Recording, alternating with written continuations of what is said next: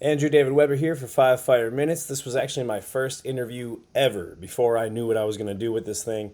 So follow Comedian Pete on Instagram and enjoy. Because I've never done this before. This is my first time too. I'm glad you're kind of taking the wheel. I'm just hanging out in the passenger seat, man. So I'm just along for the ride. I'm having a good time. So let's. Right on, man. Well, it's my friend Pete, and I am Andrew.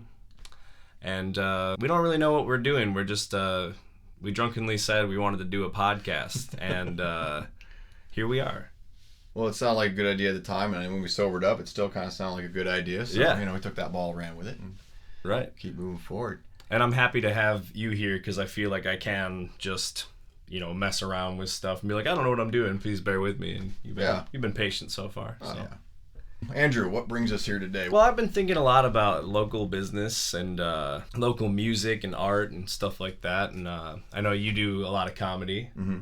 You see all your well-established comedians with their Netflix specials and your well-established musicians with their record deals and big, high-budget music videos and stuff like that. But if you go into like any bar in downtown, you can find music that's like 3 times as good and comedy that's like 3 times as good. Yeah.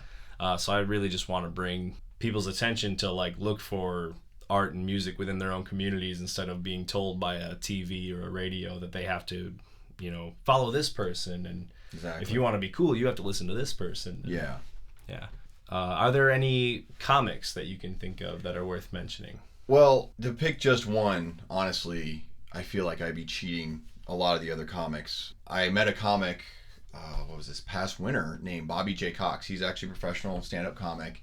He travels all over the country. He's based out of St. Louis, Missouri, but he is on his way actually back to West Bend. He's made it a point to want to hang out with myself and my wife because last time he was here, we showed him a good time. We hung out, and he's looking forward to probably even going to move here to West Bend where we're at right now. But for local comics that I've had the luxury of coming across, again, I couldn't just pick just one. I feel like I'd be doing all the rest of them an injustice.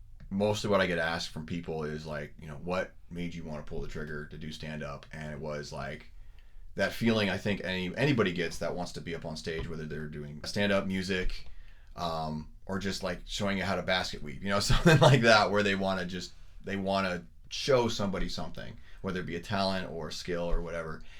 And I just got sick of being that guy. I could do that. I finally just pulled the trigger, got up there, and before I realized it was like last night I was just talking to the wife, like, man, this is a high. This is a dopamine high. Yeah, I feel that for sure. Yeah, and like every comic I've talked to, every musician, every artist I talked to, like you just like agreed with me right there, like where this like you get a high off of it. Nothing's more natural than that high. You get a lot of talent out of small towns. You really do, because in small towns there's not really much to do, and you got to find something to do. Like there's bands that I've heard say that there's not really much in small towns other than like a bowling alley and a cemetery, and you find something to contribute to bettering your life, and sometimes that is music, sometimes that is comedy, or whatever your poison may be. And especially for where I come from, being a touring musician, like I'll go into that bowling alley in the little town and say, hey, can I play here? And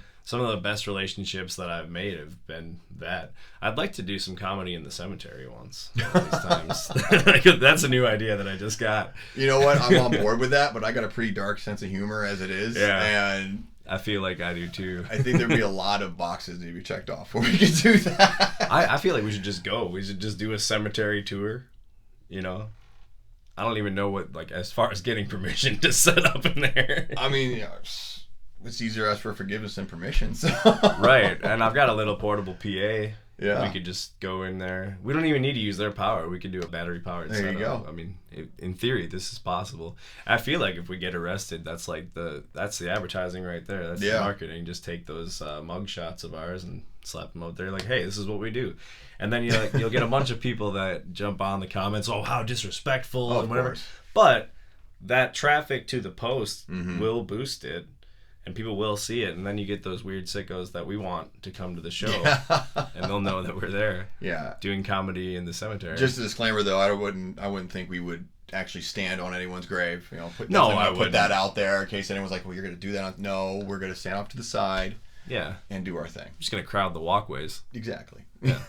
Anyway, what were we talking about? Oh yeah, with jumping into, there's more good art in like the small towns and stuff like that, or maybe not more because obviously there are artists everywhere, and I don't want to be like, oh, you city people, whatever. Well, yeah. I mean, I lived in Milwaukee for a couple of years, and I was very involved in that scene, and I'm still very involved in that scene, and I really like it. But what I will say is that when I'm on tour, I go through to all these oversaturated markets and everybody's just clawing to get on top of each other or get seen and whatever, whereas you go out in the small towns in some little bar and some guy's telling jokes, like people are actually listening to him, exactly, and they're not fighting to be heard over each other.